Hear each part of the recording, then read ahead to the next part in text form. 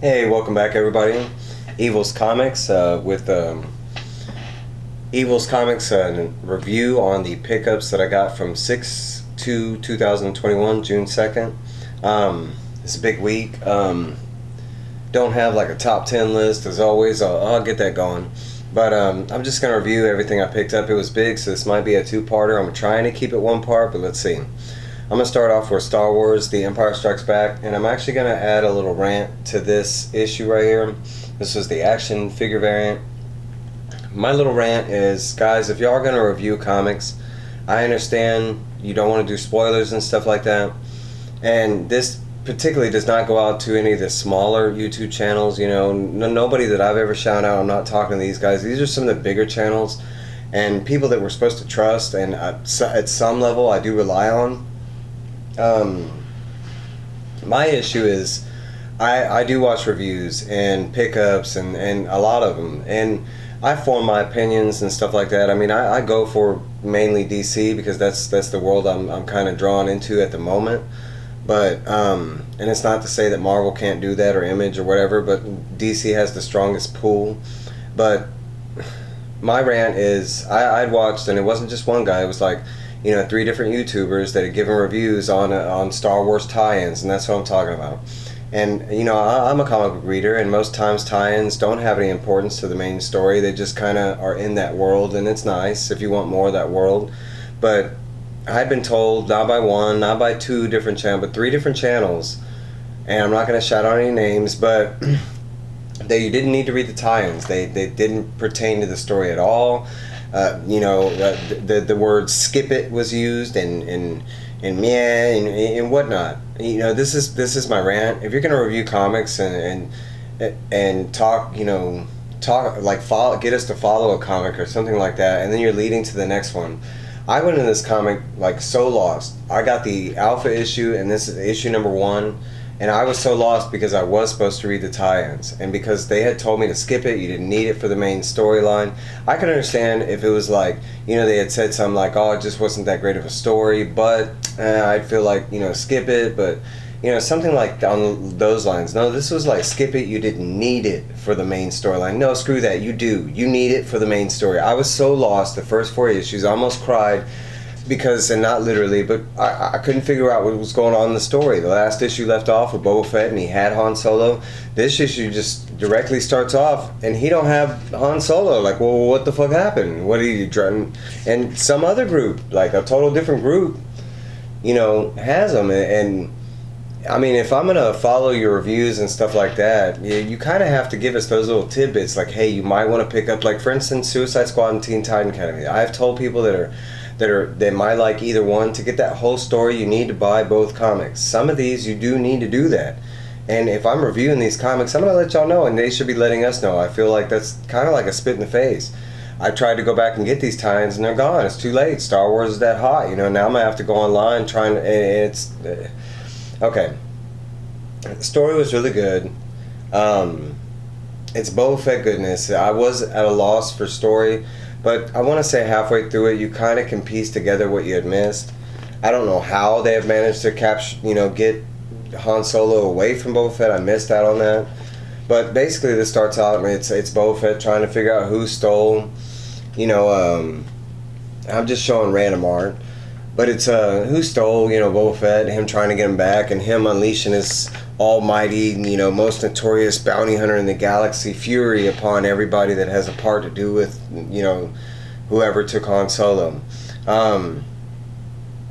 Story, art, it was pretty good, but it's just setting up the whole, like, continuation of this, like, Han, you know, him trying to get Han Solo to Jabba the Hutt. They are setting up what looks like the Crimson Dawn, and they came out, you know, they've appeared through all out Star Wars, but there were a main person comes from the Solo movie that's in this. I think they're leading to another character, which is Prince Xir. If y'all don't know about Prince Xir, look him up. I think they're finally going to add him to continuity, which would be great because I love Prince Xir. I might be saying his name wrong. I think it's Xior or something like that. But Star Wars War of the Bounty Hunters, issues number 1. It is a great book. So far, it's a really great read. The art is really good. I will say you do need one of the tie-ins. I'm not sure if it was Dr. Aphra or the regular Star Wars. I'm not positive. Okay, so I'm going to get to the next one. Let's do Conjuring, The Lover.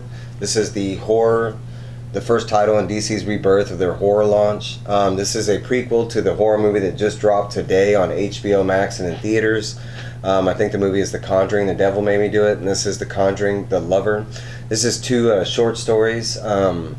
First one is kind of like a satanic ritual that is like cast upon a girl, and it's kind of like you following the effects of the ritual, following that girl's life. Like, I will say at first I wasn't a big fan of the art because this art, this is like the second page, and I was like, oh, that's really cool. I can dig that. And then it goes into like the main story. You get this like black thing, and then it goes to like main story, and it was just too cartoony for me. It lost like its whole horror vibe. Maybe that's what they were going for, but like I wasn't feeling this whole cartoony vibe. But it does. I mean, like even right here, and but right here, like that guy specifically, he just looked all like a character from a Goofy movie, and it was stuck in the world of Conjuring. It just didn't fit right. But I will say you do get to the scene on the next page, and it really felt like the Conjuring movie. I will say I do like both those movies. I love the Insidious movies, some of my favorite horror movies. If you have not watched them, check them out, get your own opinion.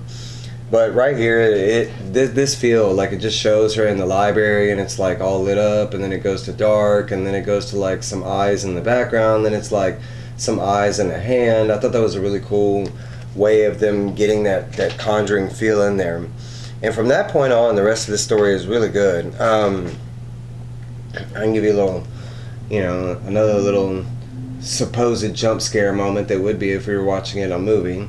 But I will say I like these. They give you these little ads, and this is like supposedly a real decoder, not one that you can buy, but it actually works. But there's a little code thing there, and if you get all like 5 issues or something like that, you can decode the message. So I'm looking forward to see what they're trying to tell us. Second story was written by Scott Snyder, and it was overall the better story. It was really good. They are setting up kind of like how they did with the Nun and Annabelle, like another one of those type of characters that might spin off into their own movies. So spec-wise, this might be like this guy. His name is the Ferryman, and it has a play on that Greek tale about how you had to put coins. I think his name is Kakarot or something like that for the ferryman to take you across to Tartarus. But it's kind of a play on that. Overall, this was a really great read. For them, the first book in their horror series, it was really good. I wouldn't say it was like overall scary. It might scare some people. I don't scare easily, so I don't know. But overall, it was a really great read. And the spec thing, you get a first appearance of this new kind of demon entity, the Ferryman, and he was pretty cool. Next book, we got Batman Next Son, issue 3 or 4.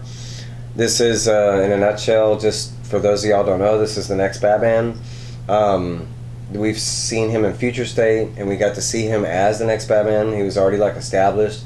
This is kind of setting up his origin story, who he is, and we're leading him up to it. We haven't got he hasn't put on his bat suit in this series. He hasn't got his Batcave. We're getting up to all that, and it's really good. This goes into some backstory about from the Joker War story. The Joker War story. So if you haven't read that, you need to read that to read this. See what I did there? And we used to call it editor notes, but it's kind of like editor notes. But I can say this was probably my least favorite, but not because of the story. It was kind of this. This is a digital first comic, which means if you were a DC subscriber, you got this a month before everybody else did, before it came out physical. And that's cool in a nutshell. You get to read a comic before everybody else. I like the physical copy, but you can't. My complaint is the art. Right here, that's why I'm showing this. And just some of the art just looks like it's digitally done. No, it looks just copy and paste kind of art, and I wasn't a fan of it. You can tell it was made digitally and not actually hand drawn. And there's nothing wrong with that. Maybe you like that. It didn't. It's not bad art. It's just everything DC has going right now. This was kind of meh art. You can tell it was a digital comic and not a real release comic.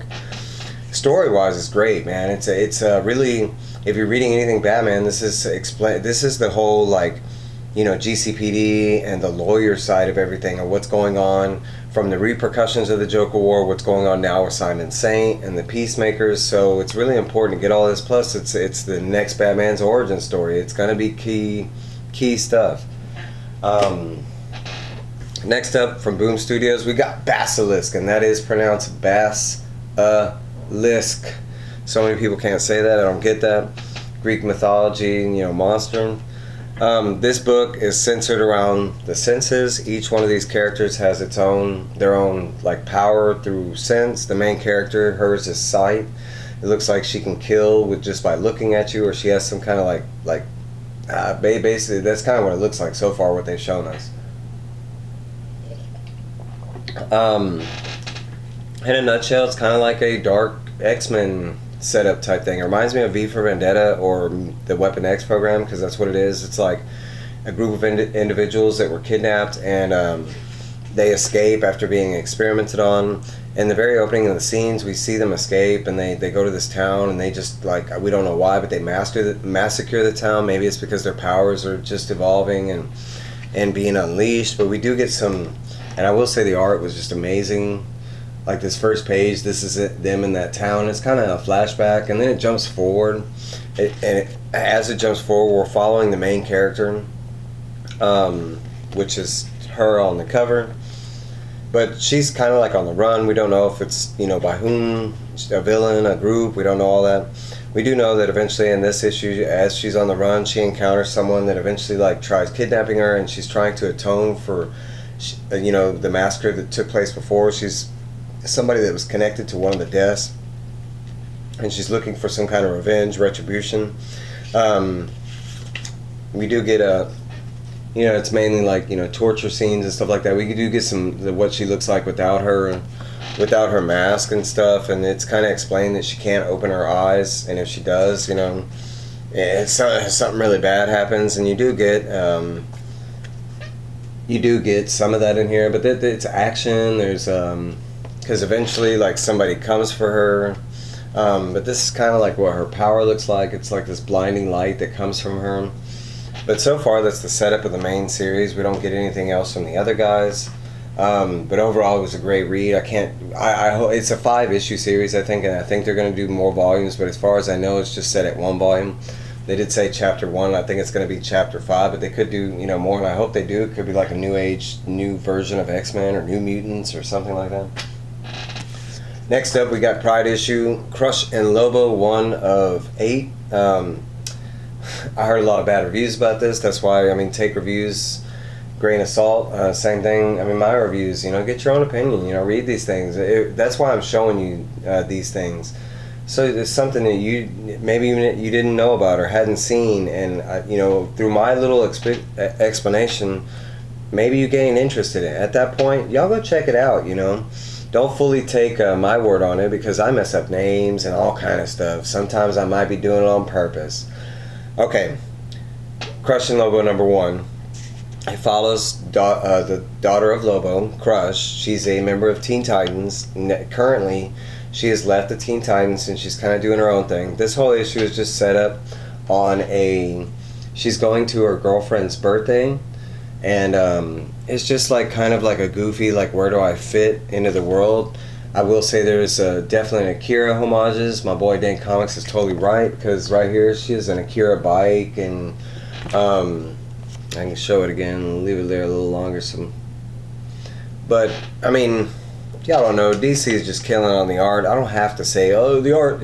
All books that DC's got going right now, all the art is amazing. Now Harley Quinn, it's a little harder to get into, but it's not bad art. It's just not my favorite art, you know what I'm saying? But I mean, the art in this issue is really good. Everything about this book was really good. It's a really good story. It's kind of setting up the whole rest of the series, and it's just basically like through this issue and some fun shenanigans, you know.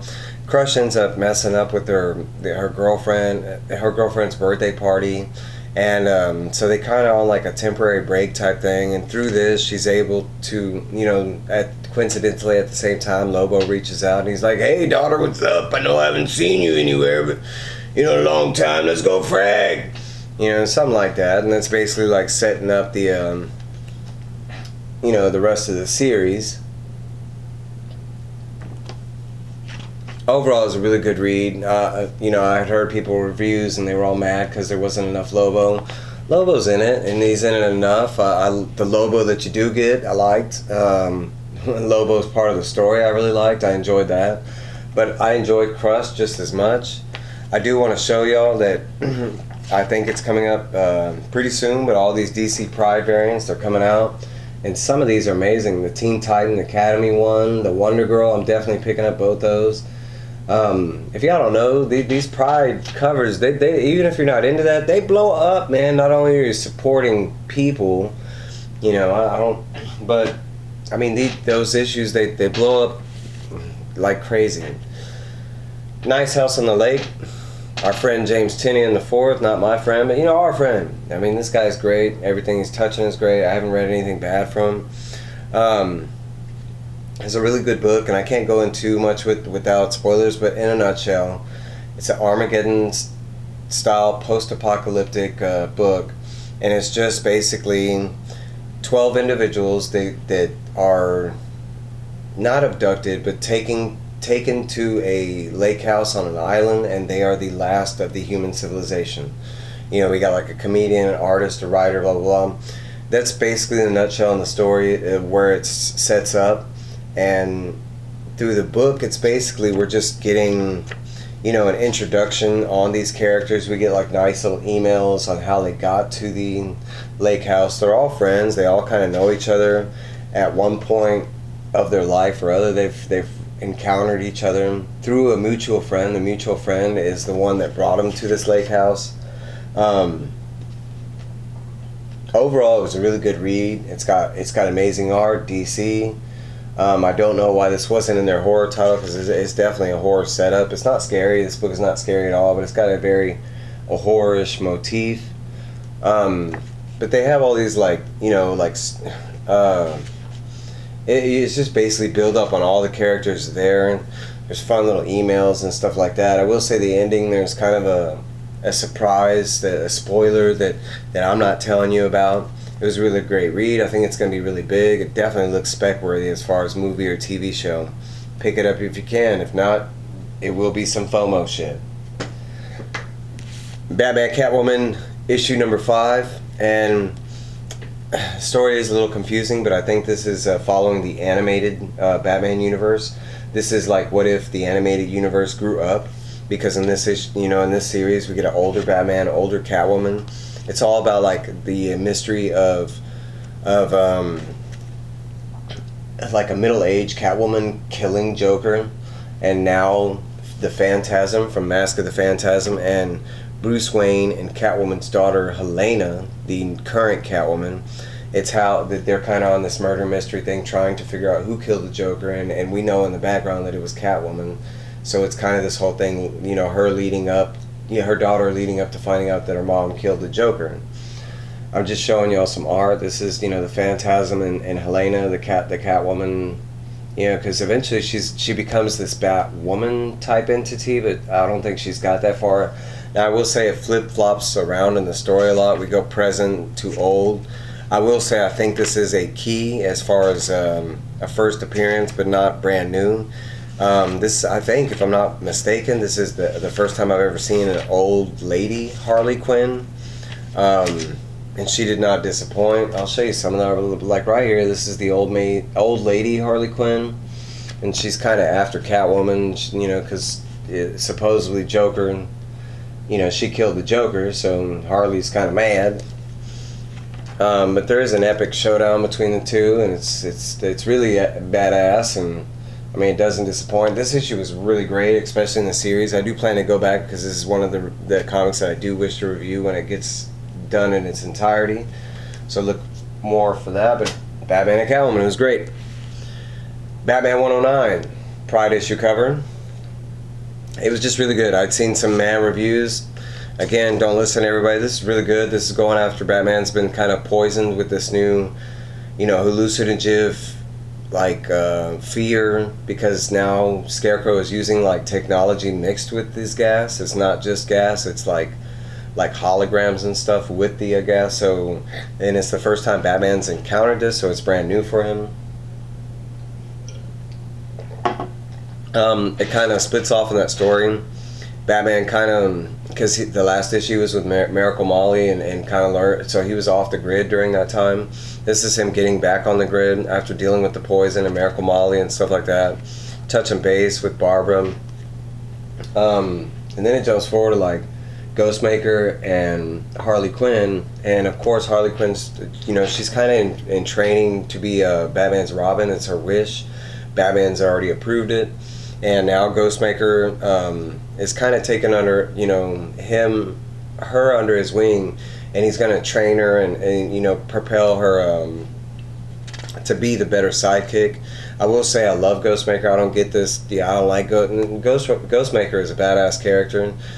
So far, everything that they've shown from Ghostmaker, I love. He's kind of Batman, but worldwide Batman. He's not just stuck to Gotham. And then on top of that, he's always trying to up Batman. He knows Batman is like the level to beat, and he's always trying to outdo Batman.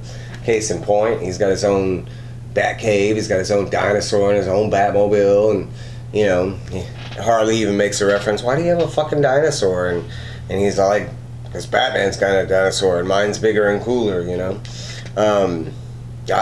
Everything about Ghostmaker, all the new characters that have been created from James Tynion, they're great. Not one of them is trash.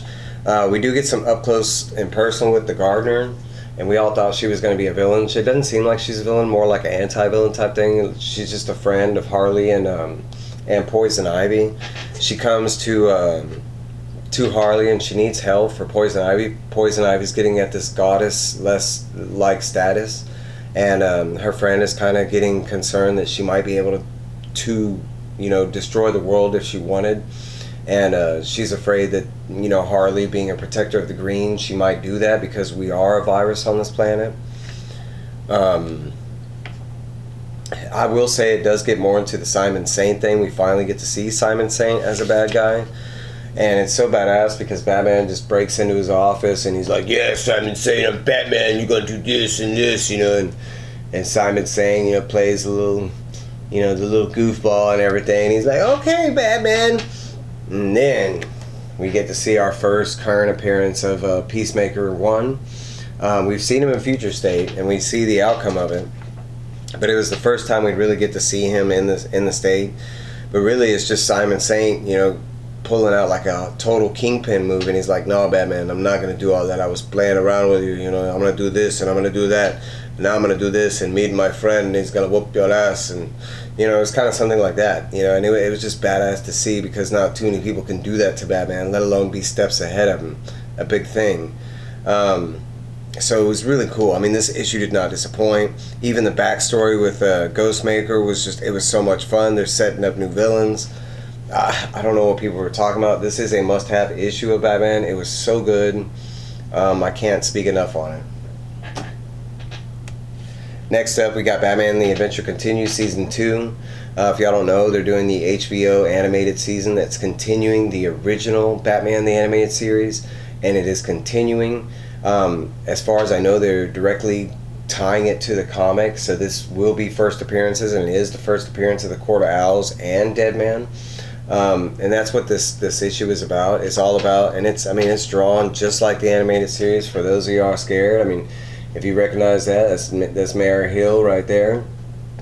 I will say there was a decision in this comic that I wasn't too happy about. It kind of made me sad when I saw it. It made me cry, but it's based on a murder mystery, and it's set up like where the Court of Owls are in Gotham, and they're killing some of the Gotham elites, and Batman's on the case, and through on this case, Deadman gets involved.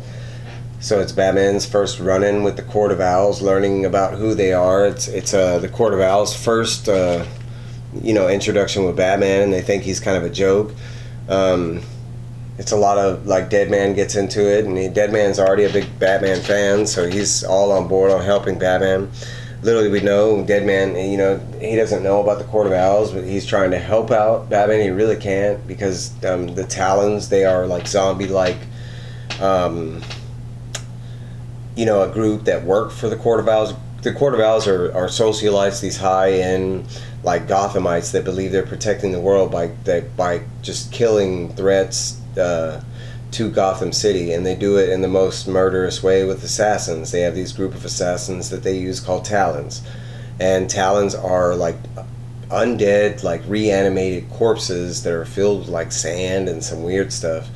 Kind of, but they're dead, and they're given like super strength. I think they have enhanced vision. But overall, everything was good. I mean, you talk about some animated goodness. We even got Nightwing with his mullet. I mean, you think they'd get rid of some stuff over the years? Nope, we got Nightwing back with the mullet.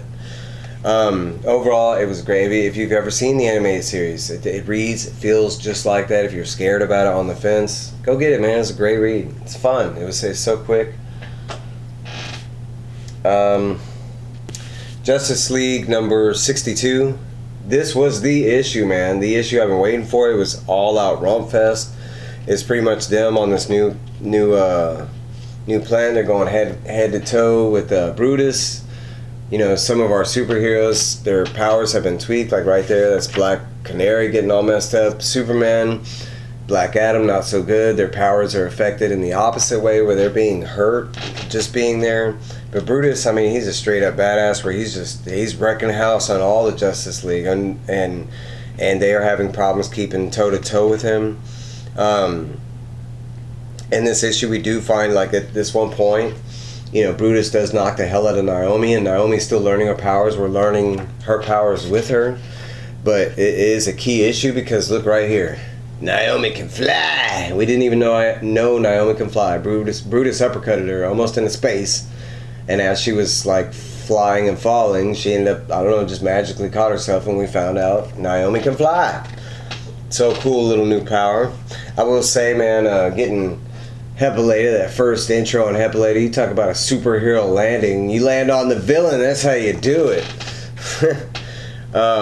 No, but the big part of this comic was what I've been thinking they're building up in, but it was like the introduction of a new big bad guy, kind of like Darkseid or Thanos, or, you know, but this is Zambaru, and this is, I think, our first appearance of Zambaru. This is going to be big because this is Justice League. This is going to be DC's next biggest threat. And it was just amazing. The side story with Justice League Dark was super amazing. I mean, they say side story, and you get just, if not better, but just as good art, you know, as the main comic. I mean, but this is continuing the same story that we've had through all of them. They're not separate. They are continued, you know, so this is following, you know, the Justice League Dark. I will say they are hinting at what's coming for Justice League Dark, and Merlin has supposedly found the first magic which resides within Atlantis, supposedly forgot by the Atlanteans, and supposedly it's the oldest entity within the DC universe, so that's going to be interesting. I'm going to stop it right here. This is going to be my part 1. Thanks for watching. Part 2 is going to be loaded right after it. Thank y'all.